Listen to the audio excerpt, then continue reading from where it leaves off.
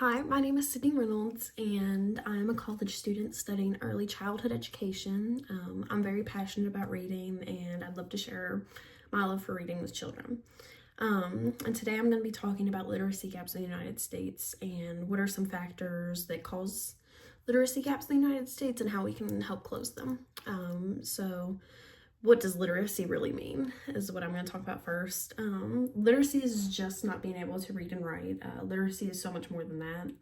Literacy is being able to comprehend a text and being able to do things with said text, such as comparing, contrasting, paraphrasing, making inferences, and finding themes. So much more too.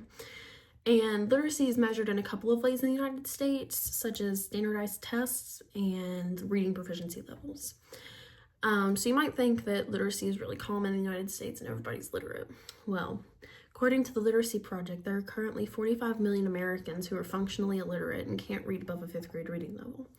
And that's really concerning because a lot of legal documents and stuff like that are not at a 5th grade reading level. So I know these people struggle a lot, and we don't want that.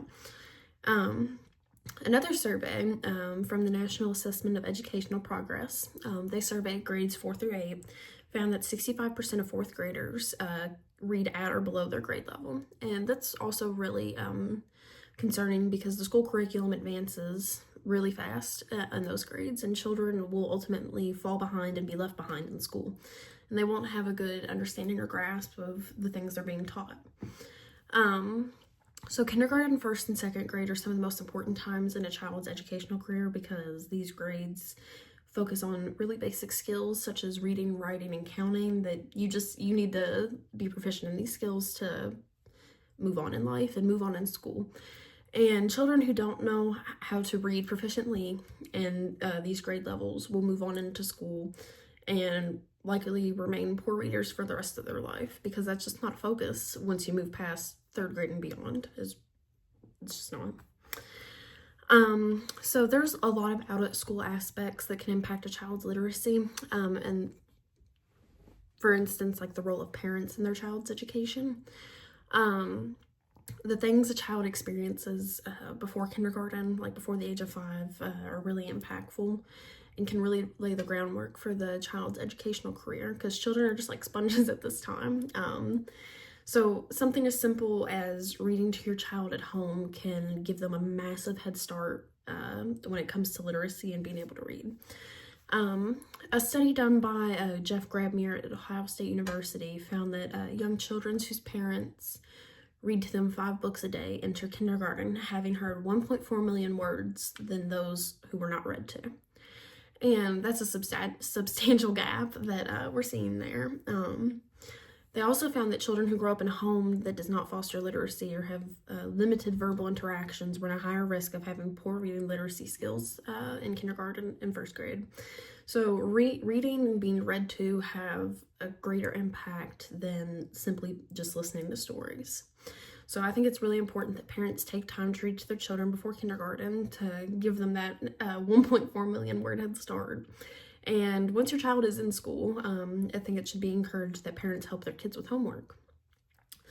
Socioeconomic background is also a significant out-of-school factor that can influence a child's literacy. I know I just stated that reading to your child before kindergarten is really important to their literacy development. Lower income families have a little bit of a harder time doing that due to poverty. Lower income families don't have access to age-appropriate books like middle-class families and higher-class families do.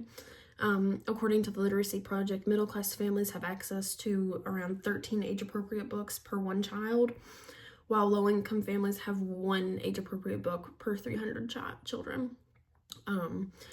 So it's a fact that just lower income families and homes have really limited opportunities and resources when it comes to finding books that are suitable for their children, which leaves these children severely unprepared for learning in kindergarten and beyond. Low-income families also have a lot less time to read to their children because if parents are stressed out about putting food on the table and keeping a roof over their kid's head, reading 5 books a day to your kid just isn't on the top priorities list.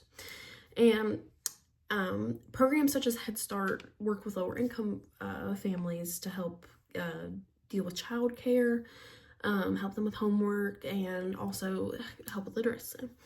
And just to help bridge this gap between social classes. And recently, funding has been cut for programs like Head Start and forcing some of them to shut down. Programs like this must be funded for the sake of children from lower income families in their future. Just because they don't have a whole lot of money doesn't mean that they shouldn't be invested in and that they don't have a future. Teachers can also introduce books in a series in their classroom by reading them aloud to the class and having the other books in their classroom library. This could get kids interested in reading and just make reading a little bit more fun. And so they have access to this kind of stuff. Teachers can also provide books which portray people of color and other cultures to make reading a little bit more inclusive. Just so if you have someone from another country or just a different ethnic background, that they feel a little bit more included in the books that we're reading and the stories we're hearing. Teachers should also encourage discussions about the books we're reading in class. I think that just makes kids a lot more excited, being able to hear everyone else's opinions, and also allow kids to have a say about what's in your classroom library. Let them give suggestions about books to buy to put in it, how to organize it, and help them or allow them to help you maintain the classroom library. So to sum all this up, literacy is the foundation for lifelong success. Yet millions of Americans struggle due to factors like parental involvement and socioeconomic background. Children, especially from low-income families who lack early reading exposure, face lasting effects of this as well.